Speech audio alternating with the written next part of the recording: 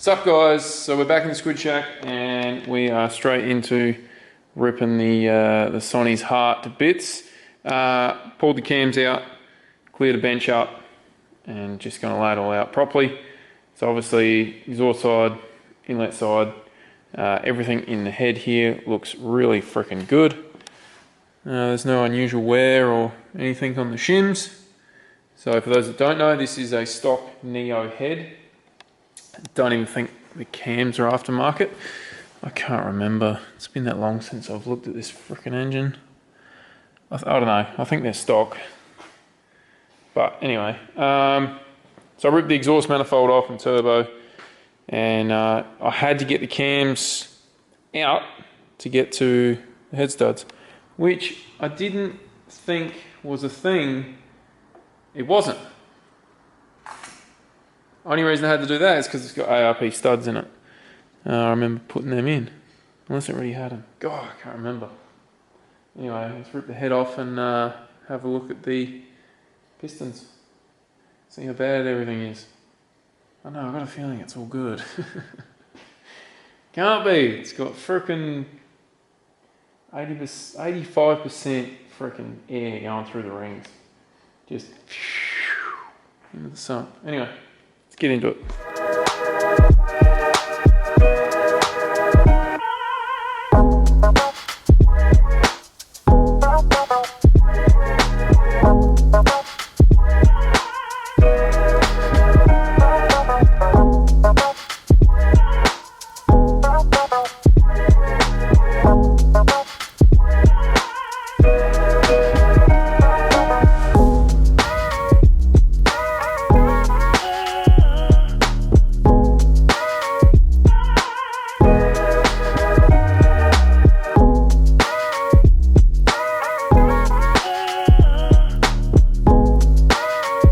Okay, so all the head studs are out. This head should be able to come straight off now.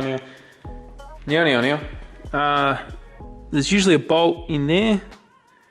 A little sucker one. And another sucker one there. So those friggin' things you gotta get taken out. They're just little 10mm bolts. I've no idea why they're usually in there, but standard they are. If I ever do a head, I never put them back in because I think they're pointless. So now I just got to go and make sure nothing's connected to the block like that. That'll come off. That'll get tangled. So leave that hanging in there. That won't get in the way. It should all just come off the knock sensor. Yeah, just those two. I'll cut them off and we'll be laughing. I'm a little bit excited. Whew. Just like that. Ready? Do your backing. Whee! Yeah, we're good, boys.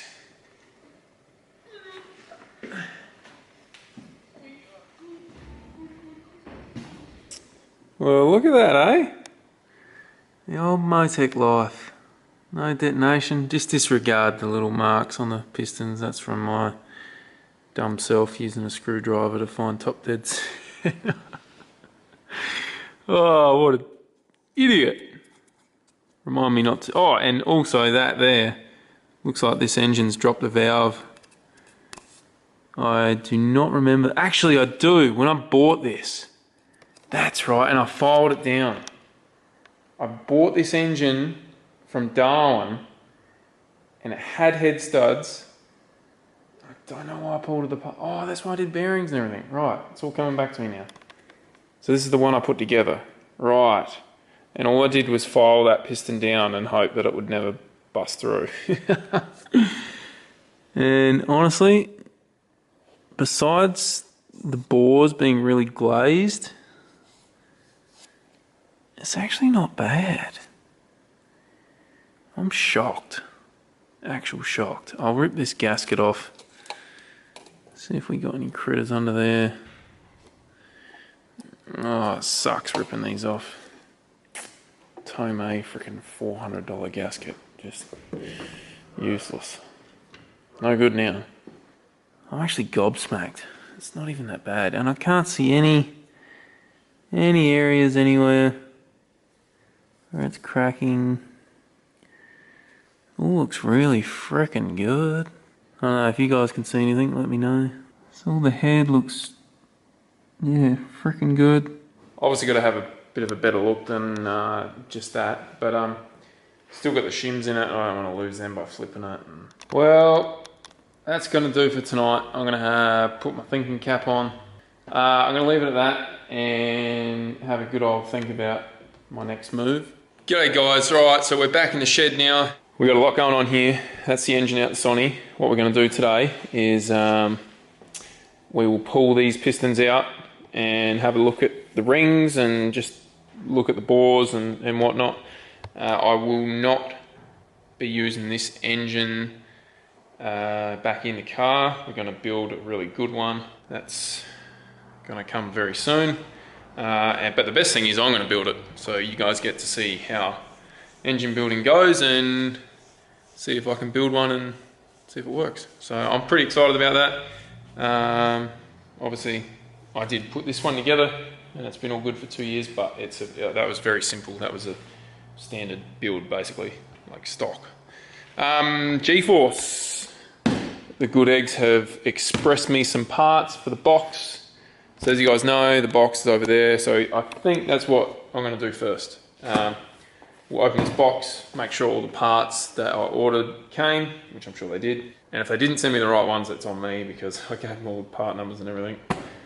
So yeah, let's get into fixing the box and getting that done, because that should not take long at all. Alright guys, let's cut this open. Right, thinking that there's, stressing out here thinking there's not enough boxes for the parts. Anyway, all we need some gloves. Magic, huh? So all we need is this gear here. Actually, do we? Yes. So that gear, this dog ring, that sits on that gear, and this slider. So it's literally only 4 bits. You can have that. Oh wow. Well, this has got 2 part numbers on it, so it should be 2 things. Oh, it's definitely 2 things. You can hear it chinging.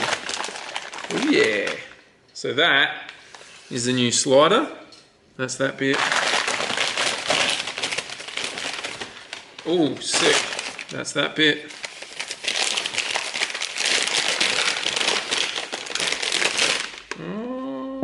That's that gear. Ooh, and that's that gear. Wow, this has got some serious, like, oh, it must be polish or something. Look at the inside there, it's all grimy and ugh. So what I'm going to do, guys, all the dud stuff, I'm going to engrave it again. And what I might do is just chuck them in random orders when my new site goes live. So random people will win one of these bits. So I've got this, got the couple of gears and a slider. Sick, we've got everything. I actually had to go back on my old video to make sure I was putting them the right way. But anyway.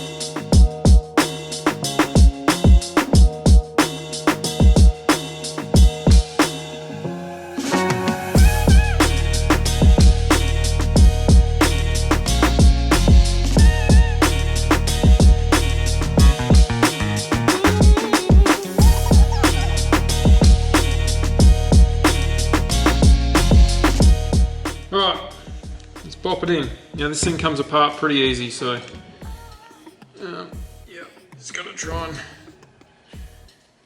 fit it in there while holding it together.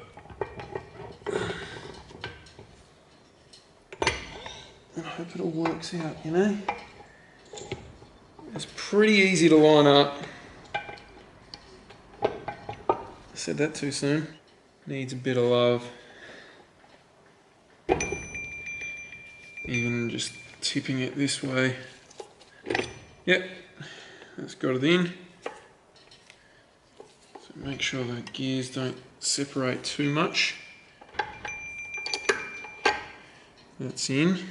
Don't bang the back plate on, like to get it onto the bolts. Get it on there and then do it up slowly, obviously evenly as well. There you go. That's back in there. So now I get some bolts on here, start slapping it together. But before you do that, just make sure you got everything back where it should be, because I know there's a lot of spaces and stuff on the reverse thing. A couple of turns on each one. Just tap it in. And if you feel you're fighting something, don't keep going, for God's sake. Now these are all going to have torque settings that you should adhere to. I don't know them. Just going to do them squid spec FT. I need to hook up the reverse, spin it all, make sure it can select each gear and do everything it needs to do. Okay, so that's in there. I've done them up, not tight, but good enough. So now you have to put the reverse. So this is a reverse gear, and it's a bit of a weird setup, but I don't know if all manual boxes are like this, but can you see? I'll just pull it out. So you've got that position there for a ball bearing to sit in. This little fella here. Ooh, don't drop him down there. So I think it normally sits in there when you're playing around with all these gears, or that one. I can't remember. I actually don't know how that works, but anyway, it sits in one of them for when you're in reverse, and then one when you're not in reverse. So put the ball bearing in through the back. Where's my trusty magnet? There it is. So get the trusty magnet, go through the top, and obviously you're not going to be able to pull it all the way up because it doesn't fit out of there. It's going to be hard one hand. Oh, it's staying there. Then you can slide that in, and then you simply pull that up and the ball bearing is now on the top. Now you're probably wondering how the hell the ball bearing stays in there. Good question. So you have the spring. Spring goes down the hatch. And old grubby here goes down the hatch. Has a tiny bit of Loctite on it, but I don't think that's necessary because the top cover here will hold it in so it can't come out the top. See that? It's got the perfect plate to stop it from. So if that plate's there, that means that has to be flush. Okay, so Allen, and literally just do that up till it's flush. Don't go all the way, don't force it down. It just needs to be flush. See that? So now, that locks it in. Oh, there you go. Okay, so it's just under pressure. So that locks it into gear. It is all good. I don't need to adjust that because I didn't change anything. So yeah, pretty much that's out of reverse. That's in reverse. Simple, very freaking amazing system. Just need to make sure that it doesn't shoot out all the way, because it can. No, it can't, because the housing will stop it, I hope. Anyway, there's a lot of stuff in there. Heap of needle bearings, spacers, another needle bearing there, and then there's a couple of bearings down the back there, so just check them, make sure they're all good. And now it's time to do these up properly and put the rear housing on. And then we get to the fun bit where we have to check inside here, which I really am scared about, but everything else is easy. Let's get it.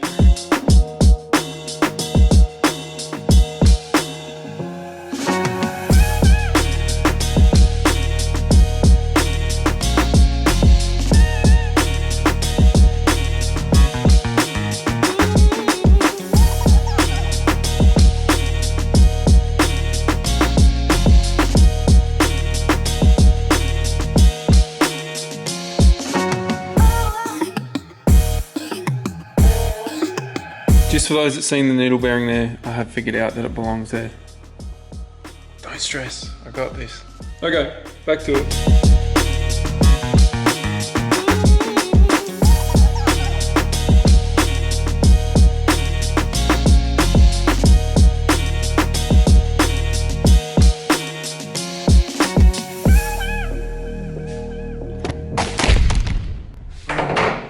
You guys alright? This poor camera, he's lost another leg. Oh, it's copped an absolute beating. Anyway, I'm still just doing up the rear cover. There's another tripod done. Okay, I've got to keep doing this. We'll be back when I'm onto the shifter. Right, so I've got this on, it's all tight, and now we just need to put the selector forks onto the sliders. So if you guys don't know how these work, so this is obviously first and second gear, that's third and fourth.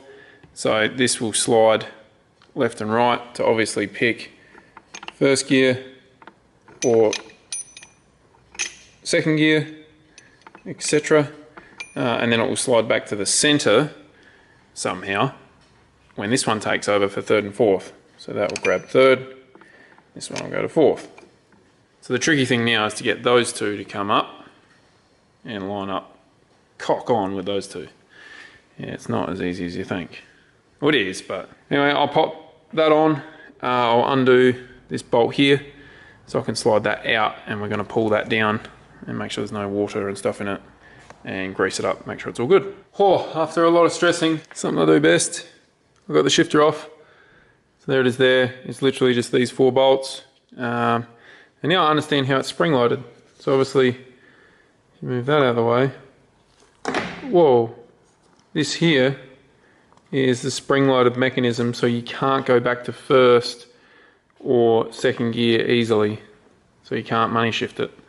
That's the idea of it. And as you can see, it's extremely gunked up in there.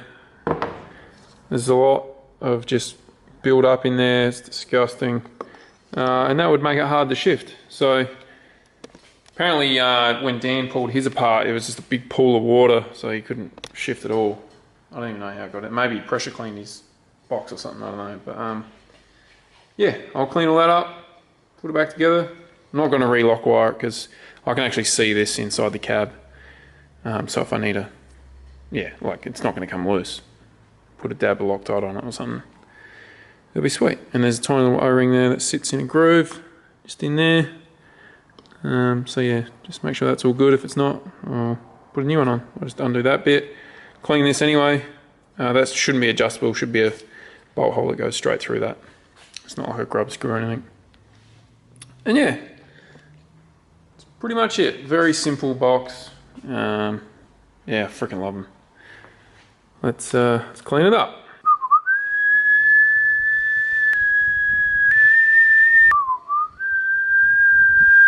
Shut up, Jack. It's done, guys.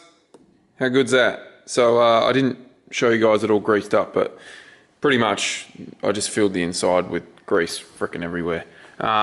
This top cover actually comes off, and you can kind of, if this bolts out, you can slide it all the way up and get to pretty much everything you need to get to under there.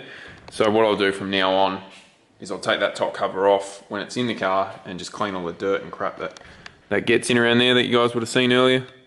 And yeah, she's all freshened up, ready to go. Just got to chuck all the bolts back on the top here, squid torque them down, and then chuck the bell housing back on the front, wherever I put that. I have no idea.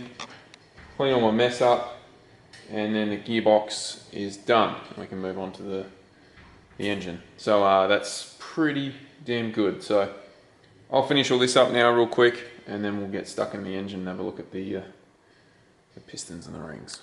Alright guys, so I cleaned the bench up. I was going to wheel it over, but it's just going to be easy enough to just pull everything out of this and chuck it on there, because long story short, I just want to pull it. Do I want to pull it all the way down? I guess I do. I'll strip it down, and then it's so hard because I want to find hidey holes for everything, because then I'm going to start, you know, putting together the new engine. So I've got all the head and everything over there on that one. So anyway, I'll start ripping this to bits and chuck everything on this bench, and we'll have a good look at it. Yeah.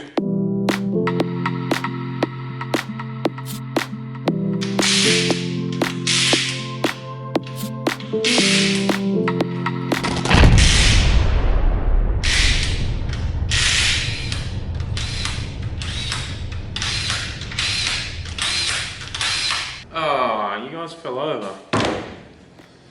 Bugger. Who wants to donate me a new tripod? Let's try again, shall we?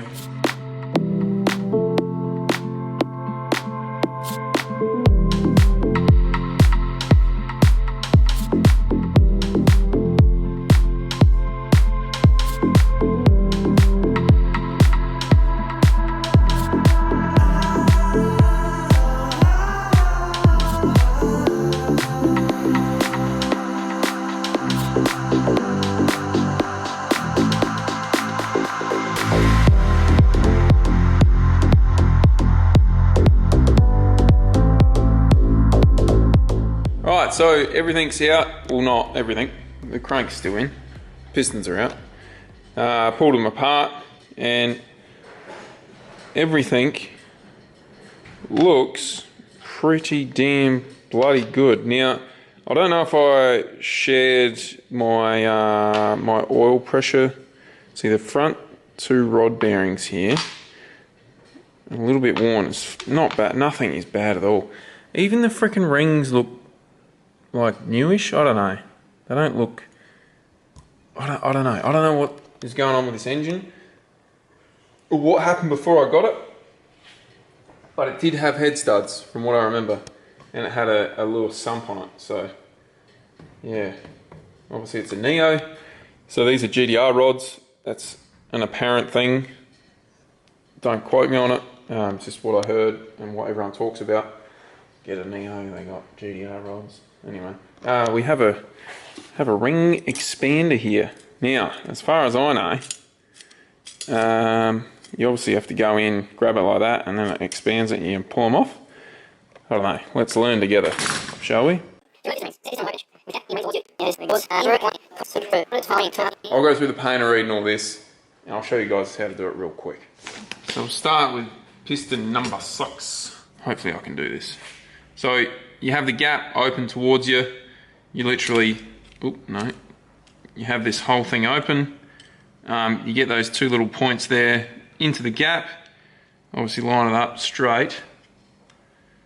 I think that's pretty straight. And then it just, you put pressure, it opens the ring up, and you slide it off, just like that. Simple. And then you release it slowly, and it's done. So yeah, that's how you get your bloody rings off.